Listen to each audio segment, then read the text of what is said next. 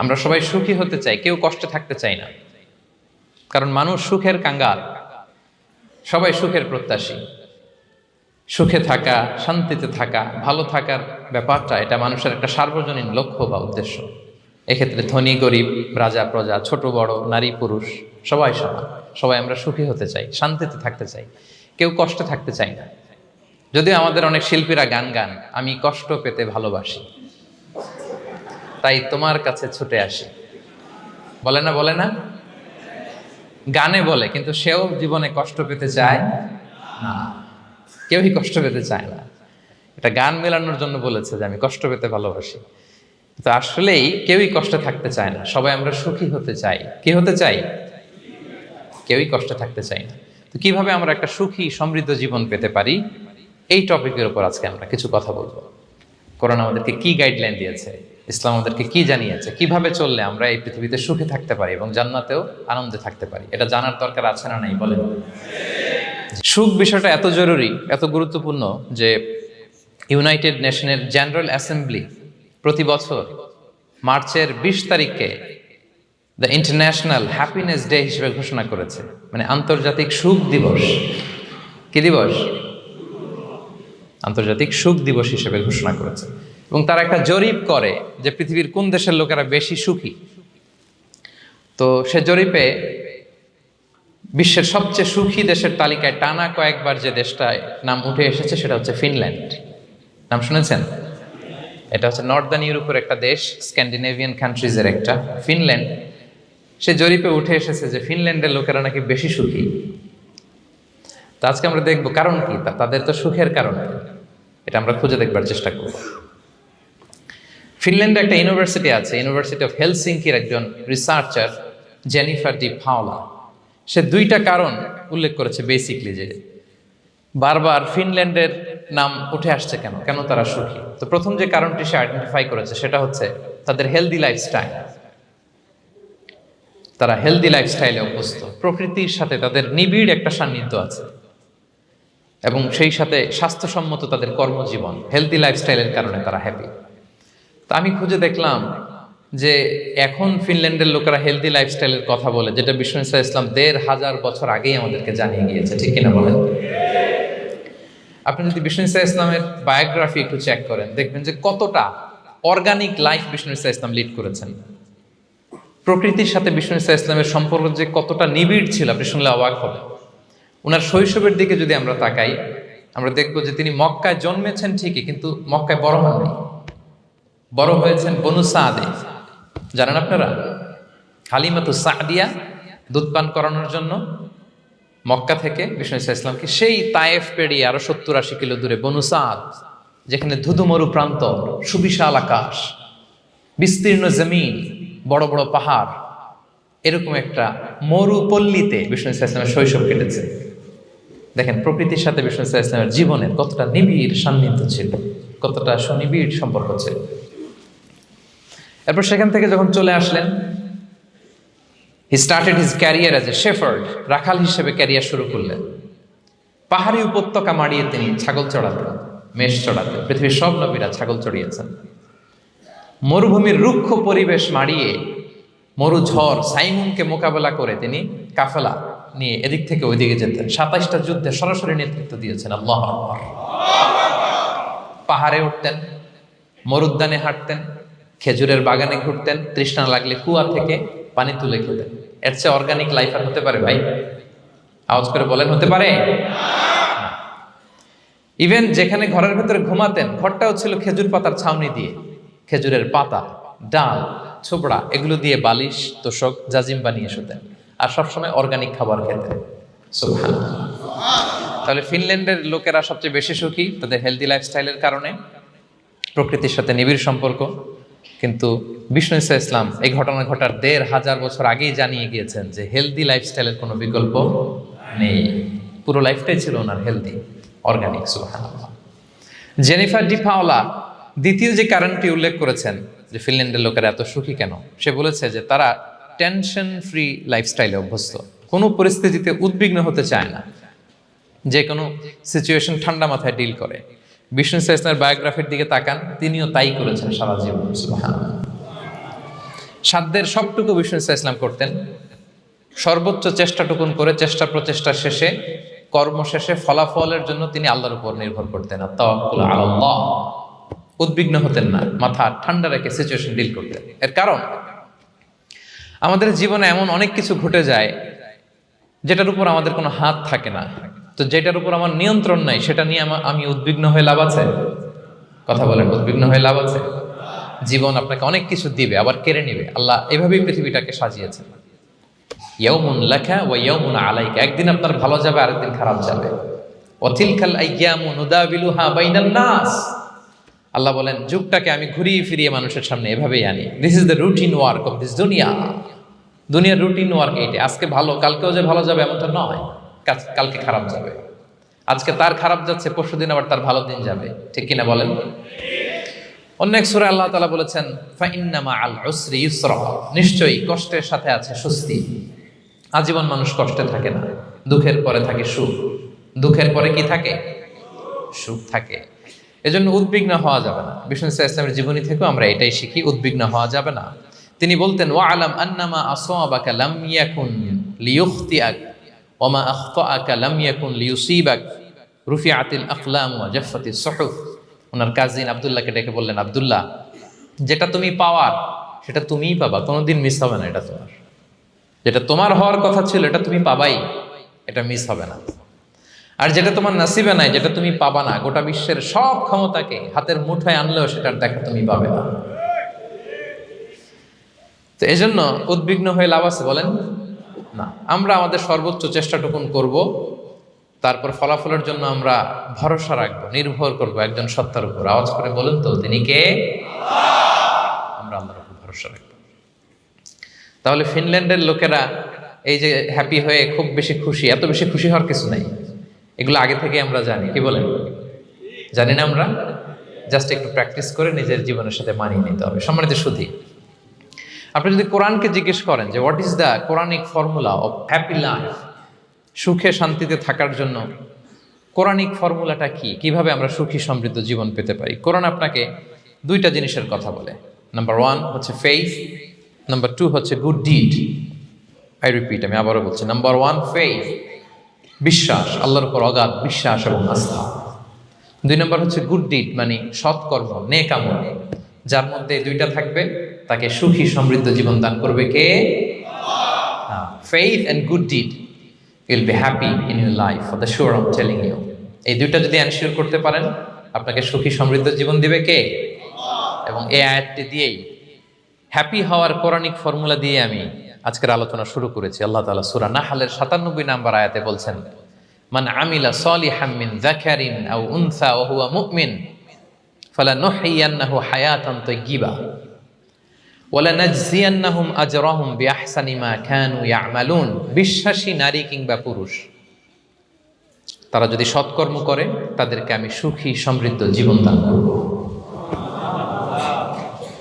অর্থগুলো খেয়াল করে শুনেন। আল্লাহর কথায় কোনো ফাঁকফোকর থাকে না, আল্লাহর কথায়, নবীর কথায় ফাঁকফোকর থাকে না। আল্লাহ তাআলা বলছেন বিশ্বাসী নারী কিংবা পুরুষ তারা যদি নেক কাজ করে, সৎকর্ম সম্পাদন করে, তাহলে তাদেরকে আমি সুখী সমৃদ্ধ জীবন দান করব। তাহলে আমরা যদি আল্লাহ বিশ্বাস করি, আল্লাহর উপর বিশ্বাস আস্থা থাকে এবং সৎকর্ম সম্পাদন করি পৃথিবীতে, তাহলে আমরা সুখী এবং সমৃদ্ধ জীবন লাভে ধন্য হব প্রিয় ভাইরা। তবে একটা জিনিস আমাদের মাথায় রাখতে হবে আলোচনার শুরুতেই, সেটা হচ্ছে এই যে হ্যাপিনেস বা সুখ, এই পৃথিবীতে যে সুখ, happiness in this worldly life, in this দুনিয়া ইজন্ট পার্মানেন্ট, ইটস টেম্পোরারি। পৃথিবীর সুখটা এটা পার্মানেন্ট না, এটা অস্থায়ী, টেম্পোরারি। পার্মানেন্ট সুখ দেয়া হবে জান্নাতে। আওয়াজ করে বলেন কোথায়? জান্নাতের সুখের মধ্যে কোনো গ্যাপ নাই, ইন্টারাপশন নাই। কিন্তু পৃথিবীর সুখ শান্তির মধ্যে এটা বারবার ইন্টারাপ্টেড হবে। হ্যাঁ, ইন্টারাপ্টেড। আর জান্নাতের সুখ হচ্ছে আনইন্টারাপ্টেড। সুবহানাল্লাহ। যেমন পৃথিবীতে আপনি সুখে আছেন, আপনার সুখকে কি ইন্টারাপ্ট করে? অসুস্থতা। খুব সুখে আছেন, শান্তিতে আছেন, হঠাৎ অসুস্থতা চলে আসছে, তার মানে ইন্টারাপশন হয়েছে না বলেন? হঠাৎ কিডনি ফেলিওর করলো, হার্ট অ্যাটাক, ক্যান্সার স্টেজ 3-তে চলে গেছে, 4-এ চলে গেছে, তাহলে হ্যাপিনেসটা আর থাকলো না, এটা টেম্পোরারি। দুনিয়ার সুখকে ইন্টারাপ্ট করে বার্ধক্য, খুব সুখে শান্তিতে জীবন কাটাচ্ছিলেন, কিন্তু বয়স হয়ে গেছে 80, এখন আর সেই সুখ আছে? কথা বলে না কেন? সেই স্বাদ আল্লাহর নাই, সেই সুখের ছোঁয়া পরশান নাই। তাহলে দুনিয়ার সুখ টেম্পোরারি, অসুস্থতা এসে সুখ কেড়ে নেয়, বার্ধক্য এসে সুখ কেড়ে নেয়, আর সবচেয়ে বড় যে ব্যাপারটা এসে সুখের ইতি ঘটায় সেটা হচ্ছে মৃত্যু। সেটা কি? সুখে শান্তিতে জীবনযাপন করতেছেন, হঠাৎ সবকিছু চমকে দিয়ে আপনাকে একেবারে থমকে দিয়ে মৃত্যুর আগমন ঘটে যায়, তাই না?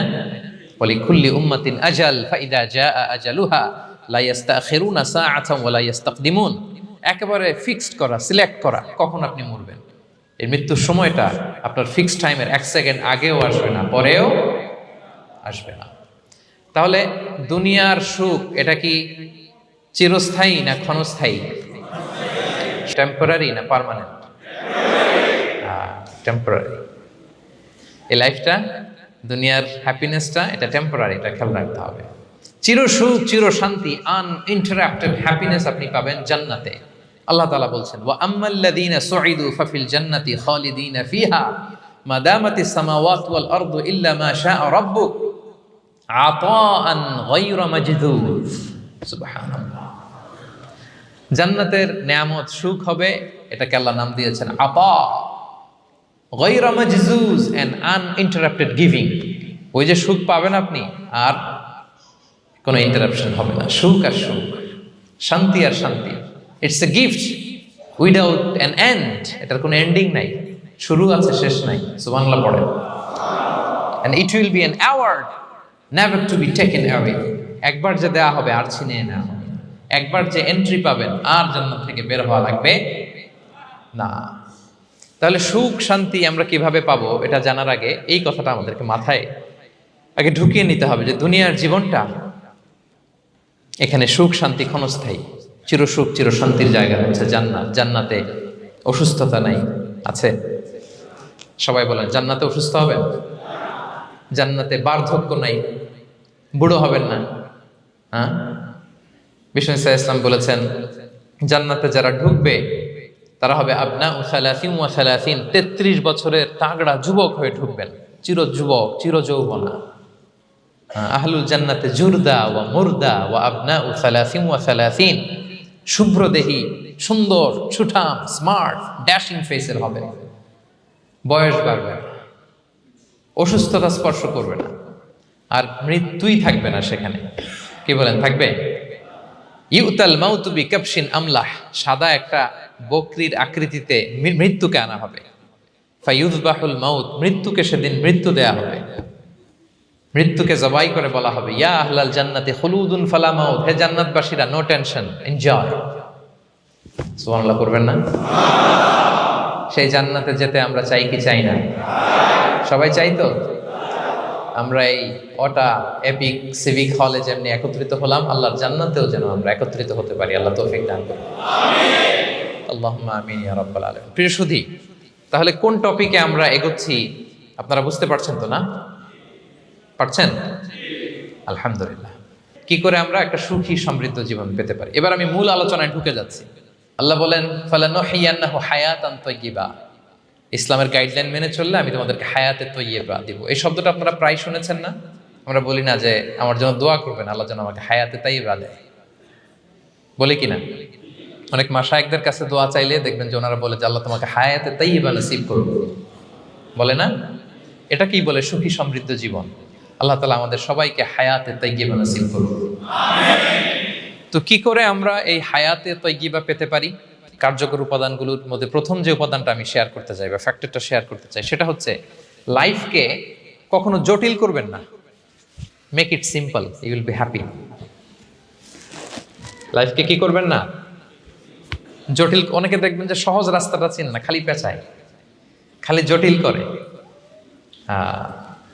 ওমা জাআলা আলাইকুম ফিদ-দীনি মিন হারাজ, আল্লাহ দিনের মধ্যে কোনো কাঠিন্যতা রাখেনি, জটিলতা রাখেনি, সহজ। দিন পালন কঠিন না সহজ? বলেন তো, সবাই বলবেন কঠিন না সহজ? দাঁড়িয়ে নামাজ পড়া ফরজ, কিন্তু দাঁড়াতে পারেন না। বসে পড়লে কবুল করবে কে? বসতেও পারেন না। শুয়ে পড়লে কবুল করবে কে? শুতেও পারেন না, ইশারায় পড়বেন, কবুল করবে কে? অজু করে নামাজ পড়া ফরজ, পানি নাই, তায়াম্মুম করে নামাজ পড়লে কবুল করবে কে? তাহলে ইসলাম কি কঠিন না সহজ? Make your life simple, you'll be happy. প্রথম সিক্রেট শেয়ার করলাম, লাইফটাকে জটিল বানাবেন না। অল্প কয়েকদিনের দুনিয়া, এমনিই কেটে যাবে। এটা ওই দিকে যেন না ঠকি, ওইটা খেয়াল রাখবে। ওইখানে ঠকলে সব শেষ, আমও শেষ, সালাও শেষ। ওইখানে যেন ঠকে না যায়, এটা খেয়াল রাখতে হবে। তাহলে প্রথম ফ্যাক্টর হচ্ছে সুখী সমৃদ্ধ জীবনের, will make our life simple. Simplicity is the কি টু হ্যাপিনেস। আপনি লাইফটাকে সিম্পল করবেন, আপনি হ্যাপি হবেন। রাসূল সাল্লাল্লাহু আলাইহি ওয়াসাল্লামের জীবনের দিকে যদি তাকান, দেখবেন তিনি তাই করেছেন। সুবহানাল্লাহ। সহিহ মুসলিমের একটা হাদিস শোনাই আপনাদেরকে। আম্মা জান আয়েশা রাদিয়াল্লাহু তাআলা আনহা বর্ণনা করেন। তিনি বলেন, যাতা ইয়াউমিন জাআ রাসূলুল্লাহ সাল্লাল্লাহু আলাইহি ওয়াসাল্লাম, একদিন সকালবেলা রাসূল সাল্লাল্লাহু আলাইহি ওয়াসাল্লাম আমার বাসায় আসলেন। এসে বললেন, ইয়া আয়েশা, হে আয়েশা, হাল ইনদাকুম শাই। ফজর নামাজ পড়ে এসে বলতেছে, আয়েশা, ব্রেকফাস্ট করার মতো ঘরে কিছু আছে? খাওয়ার মতো কি কিছু আছে? আম্মা জান আয়েশা বলেন, ক্বালাত মা ইনদানা শাই, ঘরে কিছু নাই ইয়া রাসূলুল্লাহ, কিছুই নাই খাওয়ার মতো। রাসূল সাল্লাল্লাহু আলাইহি ওয়াসাল্লাম বললেন, ফা ইন্নী সাইম, ঠিক আছে, কিছু যখন নাই তাহলে আমি রোজার নিয়ত করে ফেললাম। কিসের নিয়ত? রোজার নিয়ত করে ফেললাম। কঠিন না সহজ? হ্যাঁ, what an easy going personality you see. এর চেয়ে সহজ সরল আর পলিসি হইতে পারে? আয়েশা, ফজর নামাজ পড়ে আসছি, ব্রেকফাস্ট করার মতো কিছু আছে ঘরে? ইয়া রাসূলুল্লাহ, কিছু নাই। নাই, ঠিক আছে, আই এম ফাস্টিং, যাও আমি রোজা রাখলাম, রোজার নিয়ত করলাম। কত ইজি গোয়িং, কত সিম্পল বানিয়েছেন লাইফটা। আচ্ছা, আমরা হলে কি করতাম? একটু মিলাই নিজের সাথে। সাধারণত আমরা যেটা করতাম, আমরা অনেকে রেগে যেতাম। প্রিয় ভাইয়েরা, ঘরে কিছু নাই মানে তুমি আগে জানাবা না আমাকে? হ্যাঁ, গত রাতে বললে তো কিছু নিয়ে আসতে পারতাম। সাধারণত এইভাবেই তো রিয়েক্ট করি আমরা, কি বলেন, ঠিক কিনা? আগে জানাবা না, কেন আগে বলো নাই? রেগে যেতাম। অথবা বলতাম, আচ্ছা ঠিক আছে, এখন যে একটা কিছু ব্যবস্থা করি, দেখি কিছু পাওয়া যায় কিনা। এরকম অনেক ওয়ে খুঁজতাম। কিন্তু রাসূল সাল্লাল্লাহু আলাইহি ওয়াসাল্লাম এই কোনো অপশন না নিয়ে বললেন, okay, there is no food for breakfast, I am gonna fast, ফা ইন্নী সাইম, ঠিক আছে, খাবার যখন নাই আমি রোজাই রেখে দিলাম। সুবহানাল্লাহ। এভাবে তিনি তার লাইফ লিড করেছেন। Make your life simple, you'll be happy. জটিল না করে সহজ করুন, আপনি হ্যাপি হবেন।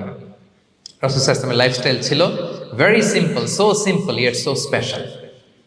আমরা যেন এভাবে সিম্পলি সলিউশনের দিকে যাই। প্রিয় ভাইরা, জীবন কখনো সহজ নয়, জীবন কখনো সহজ নয়। জীবনকে সহজ বানিয়ে নিতে হয়, কখনো দোয়া করে, কখনো আল্লাহর উপর ভরসা করে, কখনো ইগনোর করে, কখনো কখনো মানিয়ে নিয়ে, স্যাক্রিফাইস করে, অ্যাডজাস্ট করে। ঠিক কিনা বলেন? জীবন সহজ নয়, সহজ করে নিতে হয়, মানিয়ে নিতে হয়, অ্যাডজাস্ট করতে হয়, স্যাক্রিফাইস করতে হয়। তাহলে প্রথম যে ফ্যাক্টরটা, সুখী সমৃদ্ধ জীবনের প্রথম ফ্যাক্টর যেটা আমি আজকে শেয়ার করলাম, সেটা হচ্ছে সিম্পলিসিটি ইজ দ্য কি টু অ্যাটাইন হ্যাপিনেস ইন লাইফ। আপনি যদি সিম্পলিসিটিতে বিশ্বাসী হন, দেখবেন হ্যাপি। মানলেই সুখ, হ্যাঁ, আর মনে নিলেই ঝামেলা। মেনে নিলেই শান্তি, আর মনে নিলে, এখন মনে নিবেন না মেনে নিবেন? মেনে নিব। সিচুয়েশনকে এইভাবে আমরা ঠান্ডা মাথায় ডিল করব। কথা কি ক্লিয়ার? আলহামদুলিল্লাহ। 2 নাম্বার, সুখী সমৃদ্ধ লাইফের আরেকটা হ্যাকস হচ্ছে টু ফরগিভ আদার্স। অন্যকে ক্ষমা করা। If you forgive others, you will be happy. ক্ষমা করলে আপনি সুখী হবেন। অনেকে আছে ক্ষমা করতে চায় না, কঠিন হৃদয়, পাথরের মতো শক্ত হৃদয়, মাফ করতে চায় না কাউকে। উনি আবার মুনাজাতে বসলে, আল্লাহ আল্লাহ আমারে মাফ করো, আল্লাহ আমারে ক্ষমা করো, কাঁদতে কাঁদতে বুক ভাসায়। উনি ক্ষমা চায়, মাগার উনি কাউরে ক্ষমা করে না। এরকম ডাকাত আছে না নাই? চিন্তা করছেন? উনি ক্ষমা চায় আল্লাহর কাছে, কিন্তু উনি ক্ষমা করে না। প্রিয় ভাইরা, ক্ষমা করুন। যে ক্ষমা করে সে ক্ষমা পায়। আচ্ছা, একটু চোখটা বন্ধ করে, চোখ বন্ধ করলাম আমি, জানা অজানা পাপের পাহাড়ের দিকে তাকালাম। এবার একটু চিন্তা করেন যে কি পরিমাণে ক্ষমা আল্লাহর পক্ষ থেকে আমার জন্য প্রয়োজন। চিন্তা করেছেন? এবার চোখ খুলুন, পাপের পাহাড়ের দিকে একটু তাকান। আপনার জানা অজানা যে পাপের পাহাড়, তাকান এবং ভাবুন এগুলোর জন্য কি পরিমাণে ক্ষমা আল্লাহর পক্ষ থেকে আপনার দরকার, প্রয়োজন। সেই প্রয়োজনের তাগিদে হলেও ক্ষমা করুন। খেয়াল রাখবেন, যে ক্ষমা করে সে ক্ষমা পায়, যে অন্যকে ক্ষমা করে না সে ক্ষমা পায় না। তাহলে আল্লাহর কাছে ক্ষমা চাওয়ার আগে আপনি আপনার পাশের লোকদেরকে ক্ষমা করবেন। পারা যাবে তো ইনশাআল্লাহ? ক্ষমা এটা সবাই করতে পারে না, এটা অনেক বড় মহৎ গুণ। যার হৃদয় বড় সে ক্ষমা করতে পারে। আপনি যদি ক্ষমা না করে কারো ব্যাপারে হিংসা, বিদ্বেষ, ক্ষোভ, হিংসা অন্তরে পুষে রাখেন, এটা ওর কোনো লস নাই, লস আপনার। It will burn yourself inside, আপনারে জ্বালিয়ে দিবে। আপনি কারো ব্যাপারে ক্ষোভ রাখছেন, ক্ষোভে গদগদ, রেগে অস্থির, হিংসা, ওর কিছুই হচ্ছে না, হচ্ছে কার? আমার। আপনাকে জ্বালিয়ে পুড়ে শেষ করে দিবে। ওর দিকে তাকানোর দরকার নেই। আপনার নিজের সুখের জন্য আপনি অন্যদেরকে ক্ষমা করুন। তাহলে দেখবেন, যদি ক্ষমা করে দেন, একটা মনোদৈহিক প্রশান্তি আপনি লাভ করবেন, একটা সুখানুভূতি আপনি পাবেন। ক্ষমা করে দেন, রাগ, ক্ষোভ, হিংসাকে না বলুন, মনটাকে নির্ভার রাখুন, উইল বি হ্যাপি। কথা বুঝতে পেরেছেন? এবার চমৎকার একটা হাদিস শোনাবো, যা বলবো তার পক্ষে হাদিস শোনাবো। মুসনাদে আহমদ ইবনে হাম্বালের একটা হাদিস। বিষ্ণু ঈসা ইসলাম সাহাবাদেরকে নিয়ে একটা মজলিসে বসা। হঠাৎ করে তিনি বললেন, ইয়াতলু আলাইকুমুল আনা রাজুলুন মিন আহলিল জান্নাহ। ঠিক এখনই একজন এসে এই মজলিসে তোমাদের মধ্যে বসবে, সে জান্নাতি। সে কি? এটা শোনার পরে তো সব সাহাবারা নড়ে চড়ে বসলো। কিরে, রাসূল সাল্লাল্লাহু আলাইহি ওয়াসাল্লাম একজনকে জান্নাতের অ্যানাউন্সমেন্ট দিচ্ছে, কে সে, কি তার আমল? তো দেখা গেল এক আনসারি সাহাবা প্রবেশ করেছে, তার জুতা দুইটাকে বগল দাবা করে, কিন্তু কেউ তারে চিনে না। তারা যে এক্সপেকটেশন করছিল যে খুব আল্লাহওয়ালা এমন কেউ আসবে, না, সাধারণ, চিনে না কেউ তাকে। সবাই অবাক হলো যে কি তার আমল, রাসূল সাল্লাল্লাহু আলাইহি ওয়াসাল্লাম তাকে জান্নাতি বলে ঘোষণা দিয়েছে। কিছুদিন পরে আবারও আরেক মজলিসে রাসূল সাল্লাল্লাহু আলাইহি ওয়াসাল্লাম বললেন, ইয়াতলু আলাইকুমুল আনা রাজুলুন মিন আহলিল জান্নাহ। এখন একজন লোক আসবে, সে জান্নাতি। সবাই আবার নড়ে চড়ে বসলো, খেয়াল করলো, দেখি কে আসে, দেখি কে আসে। দেখলো আবার সেই আনসারি সাহাবী আসলো। সবাই তো অবাক। তার কিছুদিন পরে আরেক মজলিসে রাসূল সাল্লাল্লাহু আলাইহি ওয়াসাল্লাম বললেন, ইয়াতলু আলাইকুমুল আনা রাজুলুন মিন আহলিল জান্নাহ। এক লোক আসবে এখন, সে জান্নাতি। সবাই অবাক, দেখি কে আসে, আবার সেই আগের লোকটি আসে। সুবহানাল্লাহ। সাহাবীরা অবাক, সবচেয়ে বেশি অবাক হয়েছেন আব্দুল্লাহ ইবনে আমর ইবনে আল-আস রাদিয়াল্লাহু তাআলা আনহু। তিনি অবাক হলেন, ঘটনা কি? কারো ব্যাপারে তো নবীজি এমন বলেন না, কি তার আমল, কি তার গোপন রহস্য, দেখি তো খুঁজে বের করা যায় কিনা। তিনি ওই সাহাবীর বাড়িতে গেলেন, যে কৌশল করে একটা কথা বললেন, প্রিয় ভাই, আমি তোমার ঘরে মেহমান হতে চাই। অনেকদিন ধরে আমার আব্বার সাথে আমার একটু মনোমালিন্য, বাসায় না থেকে তোমার বাসায় থাকবো। আসলে মনোমালিন্য এখন হয় নাই, আগে হয়তো কখনো হয়েছে। ওইটাকে একটু কৌশল করে বলাকে আরবিতে তাওরিয়া বলে। কি বলে? তাওরিয়া, মানে একটু টুইস্ট করে কথা বলা, মিথ্যা হয় না, এটাকে তাওরিয়া বলে। তো আরবরা তো, সাহাবারা তো মেহমান পেলে খুশি হতেন। তিনি বললেন, হ্যাঁ অবশ্যই মেহমান হবেন, আহলান ওয়া সাহলান, আসুন। 3 দিন ওই সাহাবীর বাড়িতে তিনি থাকলেন। খেয়াল করলেন কি করে না করে, ইবাদত, শেষ রাতে, মাঝরাতে। কিন্তু তিনি হতাশ, অনেক খেয়াল করার পরে হতাশ। না, যেই আশা নিয়ে আসছি এরকম কিছুই দেখা যাচ্ছে না। শেষমেশ 3 দিন পরে তিনি খুলেই বললেন যে, ভাই আসলে তেমন কিছু হয় নাই আমার বাবার সাথে, যে কারণে আমি তোমার বাসায় এসেছি। আমি এসেছি তোমাকে ফলো করবার জন্য। ফলো করবার জন্য? কারণ কি? তখন তিনি বললেন, 3টা ভরা মজলিসে বিষ্ণু ইসলাম তোমাকে জান্নাতি বলে ঘোষণা দিয়েছে। আমি দেখতে চেয়েছি যে তুমি কি আমল করো, কি তোমার এমন আমল যে কারণে তুমি জান্নাতি, একটু দেখার জন্য এসেছি। রাসূল সাল্লাল্লাহু আলাইহি ওয়াসাল্লাম তোমাকে 3বার জান্নাতি বলে ঘোষণা দিয়েছে, কিন্তু দেখলাম না, তুমি নামাজের সময় নামাজ যাও, শেষ সাথে তাহাজ্জুদ পড়ো, তাও 2-4 রাকাত, কোনোদিন পড়ো কোনোদিন পড়ো না, কোরআন তেলাওয়াত করো, দান সদকা স্বাভাবিক করো, অস্বাভাবিক কিছু না, আমাদের মতোই, কখনো কখনো আমাদের চেয়েও কম। তো কি তোমার গোপন রহস্য? ওই সাহাবী বলে, আমিও জানি না। কেন যে নবী সাল্লাল্লাহু আলাইহি ওয়াসাল্লাম বলছে আমিও জানি না। তবে তবে তবে একটা ব্যাপার আমি মনে করি, হয়তো এটা আল্লাহর কাছে পছন্দনীয় হতে পারে। এইবার তো আব্দুল্লাহ বলে, ওই তবেটা কি বলবে? সেটা কি? একটা আমল তুমি করো, এটা হয়তো আল্লাহর ভালো লাগতে পারে, সেটা কি আমাকে বলবে? তখন সেই আনসারী সাহাবী বলল যে, আমি প্রতিদিন যখন রাতে বিছানায় ঘুমোতে যাই, আমি ঘুমোতে যাওয়ার আগে সবাইকে ক্ষমা করে তারপর বিছানায় যাই। আমি কারো ব্যাপারে আমার অন্তরে, আমার হৃদয়ে কোনো হিংসা, বিদ্বেষ, ক্ষোভ, রাগ পেলে পুষে রাখি না। আমি ওই দিনেরটা ওই দিন মিটাই ফেলি। আল্লাহরে বলি, আল্লাহ আজকে আমার যে কষ্ট দিয়েছে জুলুম করেছে, যার সাথে আমার মনোমালিন্য হয়েছে, কারো ব্যাপারে কোনো কমপ্লেইন, অভিযোগ, রাগ, ক্ষোভ কিংবা হিংসা আমার হৃদয়ে নাই, আল্লাহ আমি সবাইরে মাফ করে দিল, এটা বলে আমি বিছানায় ঘুমাতে যাই। আল্লাহু আকবার। আব্দুল্লাহ ইবনে আমর ইবনে আল-আস বলেন, হাদা হুয়া, আরে এটাই তো সেটা যেটা তুমি ছোট আমল মনে করছো, এটা এত সহজ নয়। আমরা অনেকেই হয়তো এটা পারি না, তুমি পেরেছো, এজন্যই আল্লাহ তাআলা তোমার মর্যাদা বাড়িয়ে দিয়েছে। পড়েন সুবহানাল্লাহ। প্রিয় ভাইরা, যে ক্ষমা করে তার মর্যাদা বাড়িয়ে দেয় কে? তা এখন থেকে কি করবেন? অন্তরে ক্ষমা, রাগ, ক্ষোভ এগুলো পুষে রাখবেন। কি করবেন? পারবেন? আমরা এখন থেকে ঘুমোতে যাওয়ার আগে ক্ষমা করে দিব। আপনি যদি ক্ষমা করতে পারেন, অনেকে পারে না পারলে সে কষ্ট পায়, তার মধ্যে কষ্ট কাজ করে। আপনি যদি কষ্টটারে হালকা করতে চান, আপনি ক্ষমা করে দিবেন। রাসূল সাল্লাল্লাহু আলাইহি ওয়াসাল্লাম মক্কা বিজয়ের পরে সাধারণ ক্ষমার ঘোষণা দিলেন। 3-4 জনকে তিনি এক্সিকিউশন করলেন, শাস্তি দিলেন। তারপরে তিনি সাধারণ ক্ষমা, যে তাকে মেরেছে, বাড়ি হারা করেছে, ঘর হারা করেছে, নামাজ পড়ার সময় ওটার নারী ভুঁড়ি চাপিয়ে দিয়েছে, ফাঁস লাগিয়েছে গলায়, সবাইকে গণক্ষমা। তিনি বলেছেন, লা তাসরিবা আলাইকুমুল ইয়াউম ইযহাবু ফাআনতুমুত তুলাকা, সে কোনো প্রতিশোধ নাই, সবাইকে আমি ক্ষমা করে দিলাম।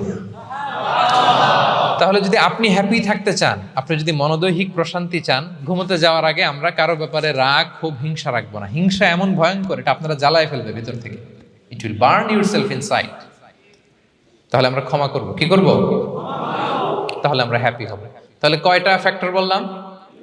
1 নম্বরে কি ছিল? Simplicity, make your life simple, you will be happy, right? 2 number ক্ষমা, আমরা ক্ষমা করে দিব, ক্ষমাশীল হব। কারণ আমারও তো ক্ষমার দরকার আছে, কি বলেন? আমি গো ধরে থাকলাম, আমি মাফ করি না, কিন্তু আমি আবার মাফ চাই, এরকম করা যাবে না। ক্ষমা করব, তাহলে আমরা ক্ষমা পাবো ইনশাআল্লাহ। সুখী সমৃদ্ধ জীবনের 3 নাম্বার ফ্যাক্টর হচ্ছে try to make others happy, you will be happy. আপনি অন্যকে হ্যাপি রাখার চেষ্টা করেন, দেখবেন যে আপনি হ্যাপি হয়ে গেছেন। আমরা সবাই নিজেকে নিয়ে ব্যস্ত, আমার আমার আমার বলতে বলতে অস্থির, আর স্বস্তি আসে না হৃদয়ে, চিত্তে শান্তি নাই, অস্থির। কারণ আমি আমার এগুলো বললেই অশান্তি হয়। আর যদি আমরা সবাই এইভাবে প্ল্যান করলে সুখ শান্তি ঢেলে দেয় কে? 3 নাম্বার হচ্ছে try to make others happy, will be happy. অন্যরে হ্যাপি বানাতে চান, আল্লাহ আপনারে হ্যাপি বানায় দিবে। অন্যকে হেল্প করেন, অন্যকে দেন, দেখবেন কি সুখ। প্রিয় ভাইয়েরা, দেয়ার যে কি আনন্দ, এটা যে দেয় না সে টের পায় না। দেয়ার যে কি আনন্দ, এটা যে দেয় সে পায়। দিলে একটা সুখানুভূতি আছে, অন্তরে একটা সুখ আছে। আপনি যে দান করলেন, এই সওয়াব তো আল্লাহ আপনার জন্য রেখে দিয়েছেন। আপনার ছোট্ট দান, এটাকে পেলে পুষে বাড়িয়ে, কামা ইউরাব্বি আহাদুকুম ফুলুয়া, বুখারীর বর্ণনা, যেমনি মনিব গরু পালে, বাছুর পেলে বাচ্চাটারে বড় করে, আল্লাহ বলে তোমার ছোট্ট দানটাকে পেলে পুষে বড় করে আমি উহুদ পাহাড়ের সমান করে তোমার আমলনামায় ঢুকাই দেব। এটা তো জমা আছে, কিন্তু ইনস্ট্যান্ট ইমিডিয়েট রিওয়ার্ড একটা আছে, তাৎক্ষণিক পাবেন দিলেই। ওটা কি? সুখ। আওয়াজ করে বলতে হবে, এটা কি? দিলে যে কি সুখ, এটা যারা দেয় না, যারা পকেটে হাত ঢুকায় রাখে, পকেট থেকে বের করতে চান, এরা এটা বুঝবে না। দেন দেন, আল্লাহ বলে, এ বানি আদম দাও, দিলে আমি তোমার দেব। আনফিক ইয়া আদম উনফিক আলাইক, এ বানি আদম দাও, আমি তোমার দেব। মদিনার সবচেয়ে গরিব সাহাবী হচ্ছেন বেলাল ইবনে রাবাহ রাদিয়াল্লাহু তাআলা আনহু। ওনার অ্যাসেটের পরিমাণ কত জানেন? একটা লুঙ্গি। রাদিয়াল্লাহু তাআলা আনহু টোটাল অ্যাসেটের এস্টিমেশন হচ্ছে প্রাইভেটটাকে কভার করার জন্য একটা লুঙ্গি। উনাকে বিষ্ণু ইসলাম বলেছেন, আনফিক ইয়া বেলাল, বেলাল তুমিও দাও।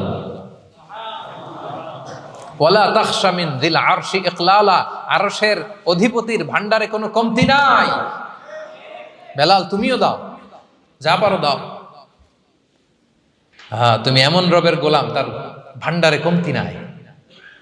হাদিসে কুদসিতে আল্লাহ বলেন, ইবনা আদম লাউ আন্না আউওয়ালাকুম আখিরাকুম ইনসাকুম জিন্নাকুম কামু আলা সাঈদিন ওয়াহিদ।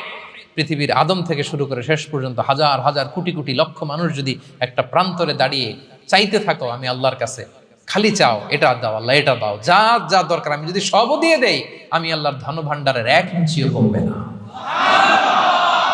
তবে হ্যাঁ, কমতে পারে, হাদিসের শেষে আছে হ্যাঁ, তবে কমতে পারে। সুই দিয়ে সাগরের পানি যতটুকু কমানো যায়, আমার ধনভাণ্ডারের এতটুকু হয়তো কমতে পারে। ধরেন আটলান্টিক মহাসাগরের ওখানে একটা সুই দিয়ে সাগরের এখান থেকে একটু সুইটা লাগালে সুইয়ের মধ্যে একটু পানির ছিটে লাগবে না? একটু কমছে তো সাগর থেকে পানি, এক ফোঁটা নাকি? এতটুকু কমতে পারে তোমাদের সবাইকে দিলে। সুবহানাল্লাহ পড়বেন না? Try to make others happy, will be happy dear brothers and sisters. অন্যকে দেন, অন্যকে হ্যাপি করার চেষ্টা করেন, আল্লাহ আপনাকে হ্যাপি বানাবে। সহিহ মুসলিমের একটা বর্ণনা শোনাই। বিষ্ণু ইসা ইসলাম বলেন, ওয়াল্লাহু